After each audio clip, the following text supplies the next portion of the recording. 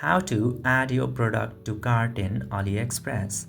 Now in order to add products to cart in Aliexpress, just simply open your browser and open aliexpress.com in there. And after you open that, you are gonna see a bunch of stuff in the home page, or you can also use the mobile application if you want, and you need to do same in there.